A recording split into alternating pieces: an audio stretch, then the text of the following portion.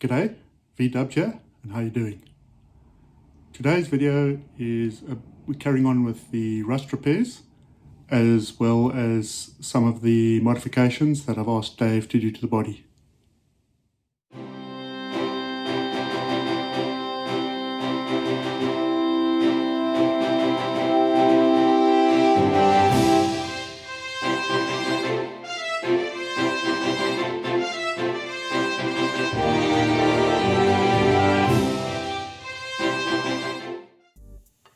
So back to Dave's workshop, and one of the things I really like about Dave is he puts a piece of masking tape on every item that you want done. So there's no argument or anything later, and he just remembers everything and everything is done. So you can just see here from the front a few bits of orange tape just on the side. I'll explain what all those little dots are for. You'll see later in the video. And you can just see, as you walk around the vehicle, as we're talking, Dave's putting on pieces of tape of the work that you want him to do. All over the dash. So I just found that very professional, and nothing was forgotten, everything was done just as you want. One of the first modifications I asked Dave to do was to remove the vents at the top of the bonnet. I just think it gives the Baja a much smoother look, or actually any Beetle, a much smoother look, just to remove these air vents. So he started out by cutting out the air vents completely and putting in a fresh piece of steel. And I thought this was also fantastic because on my previous Roadster, all I did is fill the gaps with bog putty, and you can now see where the bog is as it's settled and shrunk and everything else.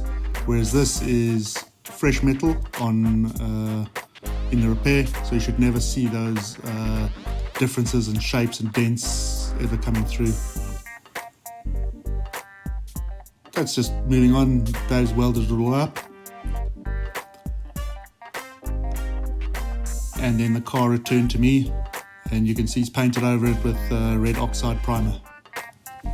The next modification that I requested was a smooth dash like the older VW Beetles. So all those vents at the top, across the top of the dashboard. I also wanted to get rid of the button and switches, the old radio, the ashtray, that sort of area in the middle there, as well as those vents. I think they're speaker grills, each side of the speedo. I really wanted a nice, smooth, clean dash. The cubbyhole's quite useful, so I asked Dave to leave that.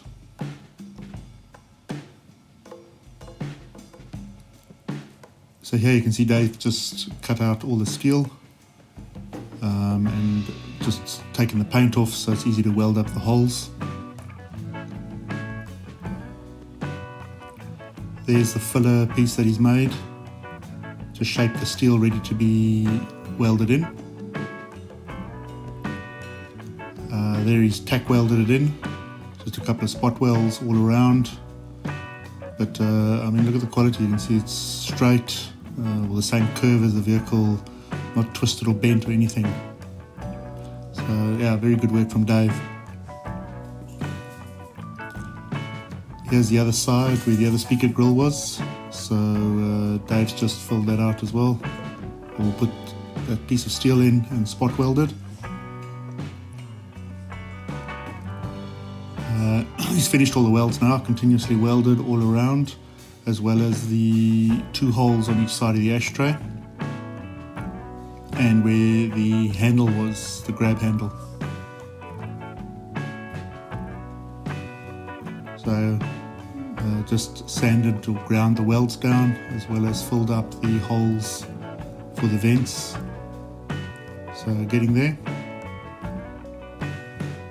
Now with the primer coat on, and you can see how nice that dash is looking now that it's been smoothed out and all looks like a single piece of steel. And then finally with the red oxide primer, just so that it doesn't rust. You can see also he's filled the hole for the rear view mirror and where the sun visors would go. as well as just cleaning up the edges where the previous conversion was done when they cut the roof and the doors.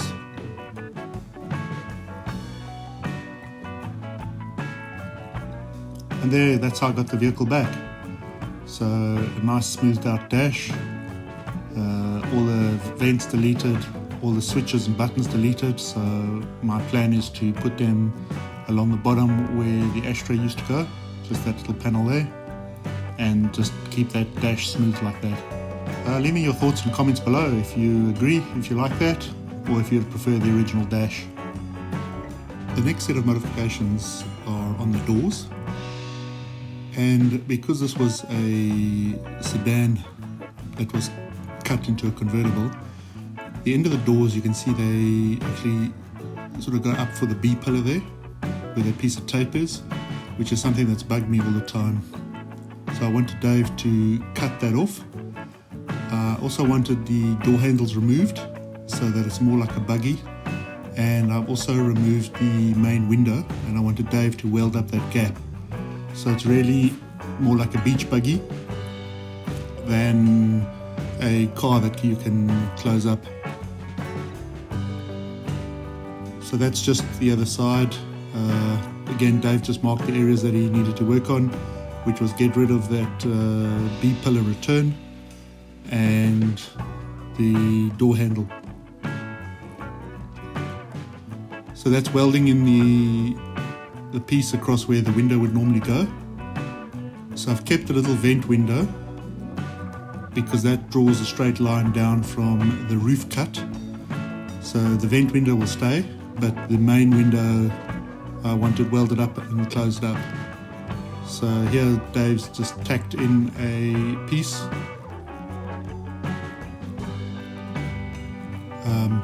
This shot is where Dave's just cleaned the paint off, ready to weld in patches. Well, he's already patched up the door handle, the two holes there, and you can see he's cut away that return on the B pillar. So here Dave's actually shaping metal to the same shape as the rest of the door, the top of the door, to straighten out that piece that I was looking for. So this is after the welds have all been ground smooth, and look at that finish. I mean, that's the raw steel. So closed up the door handle and closed up the window and shaped that B pillar so that you'd never even know it was there. Dave's even gone as far as finishing the channel where the door rubber goes. So I'll be able to put the door rubber back inside that channel right up to the top of the door. Again, his quality is excellent.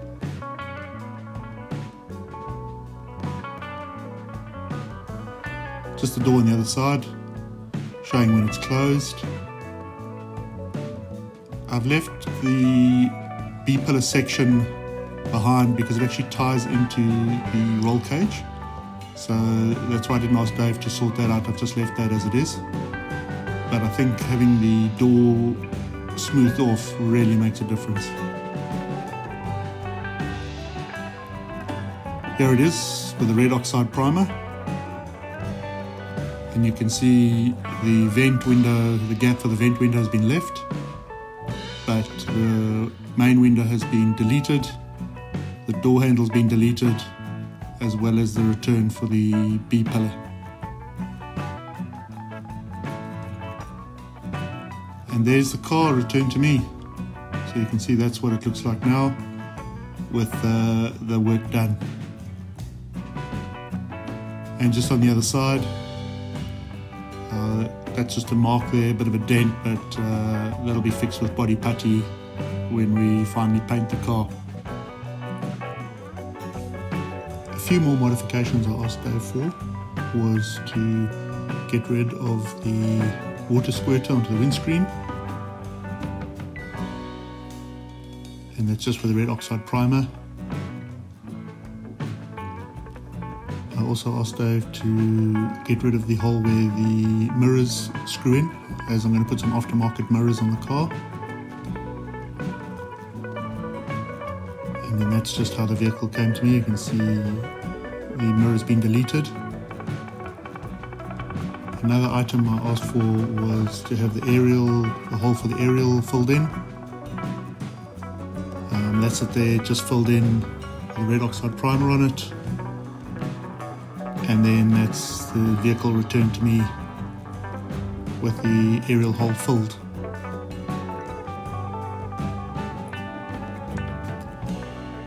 Dave then found another rust hole underneath on the firewall, which he then cut out, filled up the inner wall, welded on a plate on the outer wall,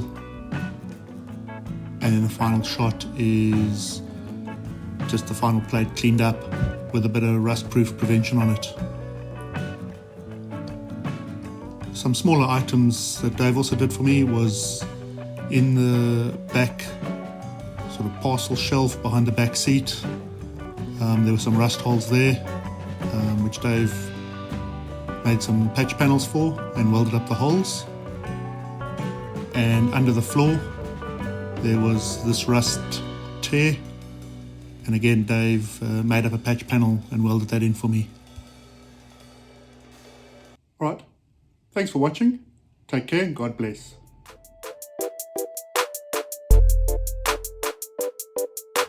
Thanks again for watching, and be sure to like, share, subscribe and leave me any comments.